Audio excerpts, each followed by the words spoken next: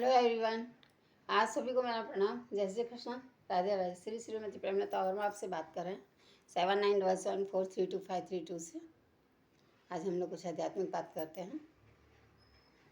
जैसे भागवत में एक प्रश्न आता है कि यहाँ जो हम संसार में रहते हैं जल ही जल है। जैसे समुद्र में पानी है, समुद्र का पानी और नदी से बहता हुआ पानी, जब वो वहाँ से बहकर आता है और उसमें गिरता है तो क्या हो जाता है? एक हो जाता है, मिलाप हो जाता है। और आगे समुद्र भी कहीं जा नदी में मिलता है तो दोनों क्या हो जाते हैं? एक हो जाते हैं। तो इसी तरह से भगवान के लिए बताया है कि वो हमेशा एक हैं, अलग नहीं है, ओतप्रोत है। जितना हम भगवान से प्रेम करते हैं तो उतना ही वो भी हमसे प्रेम करते हैं। जैसे कि अब एक और इसमें कहावत बात आती है कि एक सन्यासी थे बाबा, उन्होंने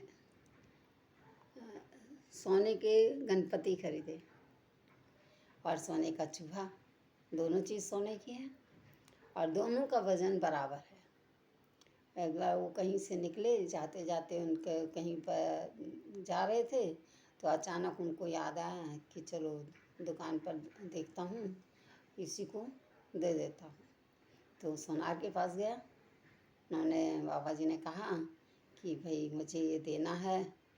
तो उसने वज़न किया, वो तो सोनार ठहरा। सोना तो सोने की, सोनार तो सोने की, सोना जानता है।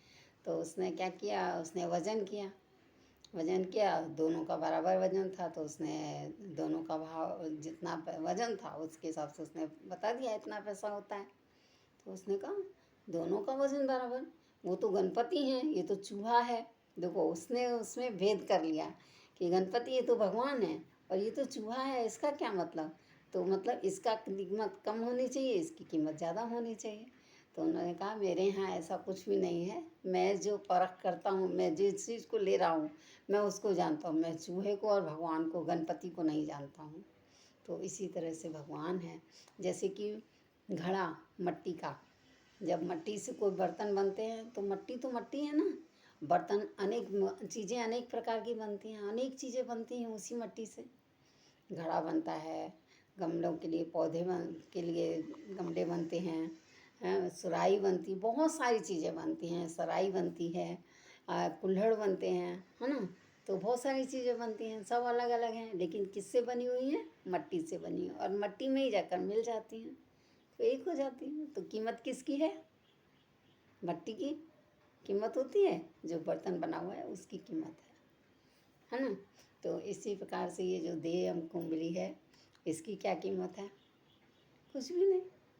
देह यानी जो हमारी आत्मा है उसकी वैल्यू है। तो हमें किसके साथ चलना चाहिए? देह से तो कर्म करना चाहिए। शरीर जो स्थूल शरीर दिया है वो काम करने के लिए, जीवन चर्या को चलाने के लिए, लेकिन आत्मा जो दी है वो शुद्धिकरण के लिए दी है कि कोई भी काम करिए आप सत्यता से चलिए, सत्य से करिए। तो यहाँ पर बताया है जैसे हम भगवान से प्रेम करते हैं भगवान हमसे उतना ही प्रेम करते हैं और उससे चाहूना अपने बच्चे हैं, इसलिए वो अधिक से अधिक, सबको देखिए बराबर नहीं मिला है। किसी को भी इसको इतना मिला है, इसको कम मिला है। क्यों ऐसा हुआ है? इसकी इसको उसको भी उतना ही मिलना चाहिए था, उसको हिस्सा नहीं किया उन्होंने सबको प्रारब्ध से जिसको जितना मिलना है उतना दिया है। जय श्री कृष्णा, राधे राधे। हंसते रहिए, खेलते रहिए, खिलखिलाते रहिए, मुस्कराते रहिए, सदा आनंदित रहिए और एंजॉय कीजिए अपनी लाइफ। आप ये बहुत कीमती समय है, अपने समय को व्यर्थ ना गंवाएं। एक बार समय निकल जाता है, दोबारा नहीं मिलता।